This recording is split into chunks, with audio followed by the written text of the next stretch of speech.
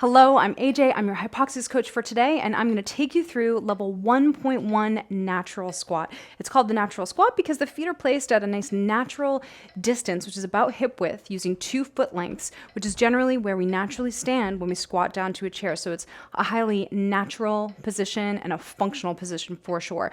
So here, let's practice our 2 foot lengths. Beep, beep, beep.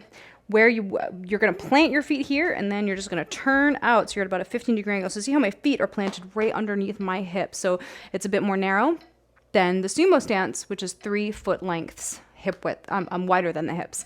Okay, so here's our distance. Now, interlace the fingers. You've seen this hypoxic head posture stance before, where you are interlacing the fingers behind the head. You're pulling the fingers apart. So if you pulled hard on the fingers and the fingers were slippery, they would pull apart like this. This is activating your lats, getting a very deep core contraction. And here, I want you to also not have the elbows back here, but have them then at a nice 45-degree angle. Again, this is a 1.1 video, so we're going to go deeper into the hows and the whys and the mechanics of the muscle function and the joint function of this movement. So always refer back to this video if you want a reminder as to the hows and the whys of your natural squat.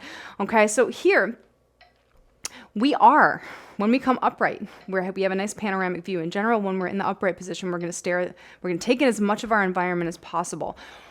When we go to our natural squat, we are hinging from the hip joint just a bit. Instead of like the sumo squat where we stay upright and vertical with our spine, we are going to hinge from the hip a bit. Now, when we hinge, and you can even practice this with one hand on your back at first, I don't want your low back to move. If you can, tap the chair and have your spine at about a 30-degree angle on the way down with the kneecaps pointing between the second and third toe. That's where I want you to be. Okay, so let's practice that a couple times. Now I want you to stare down at your knees when you go down, and then I want you to take in the panorama when you come up. Let's nasal breathe while we're learning. 2, 3, and up and down. 2, 3, and up. So notice that little bit of a hip hinge. There's no movement in the low back. It's like you have a steel rod in your spine as you do this movement. 3 and up. Now, with this one, we're going to get some foot taps on the way down. Tap, tap, tap, and up. Tap, tap, tap, up. Tap, stare at the knees. Tap, and up. Tap, tap, tap, and up. So notice this natural squat is a bit slower than, it's actually half time, very similar to our chair pistol.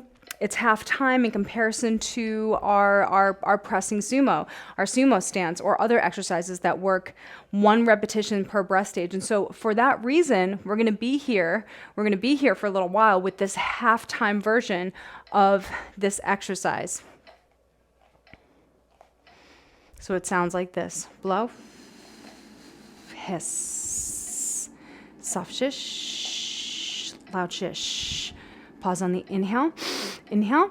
And because we are going very slow motion with these reps, we are going to perform 7 breath cycles in a row in order to get the repetitions that I believe that you need to train your endurance. That can be more, that can be less, based on what your hypoxia coach prescribes to you. But know that this is your default video that you can refer to when you don't have a prescription, if you're not doing private coaching, and just to practice the mechanics, okay? So again, we're staring at the knees. 2, 3, coming up and down.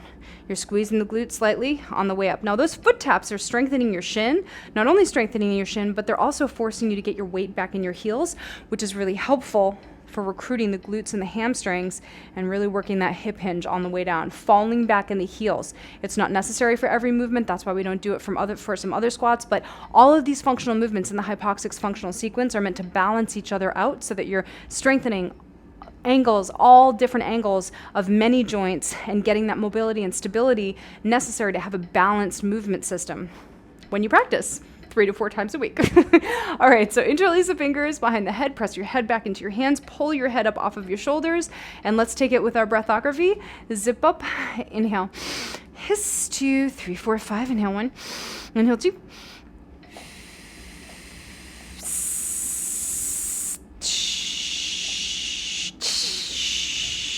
inhale, inhale, stare at the knees.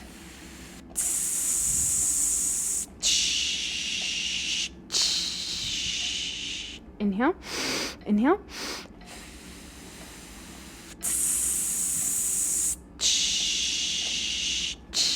Panorama. Inhale, inhale.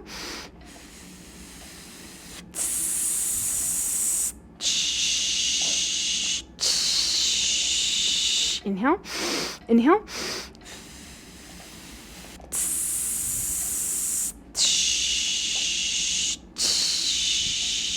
Inhale, inhale.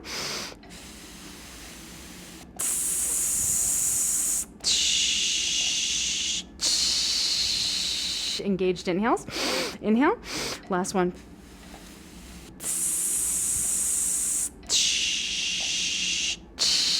Loosen the ribbon.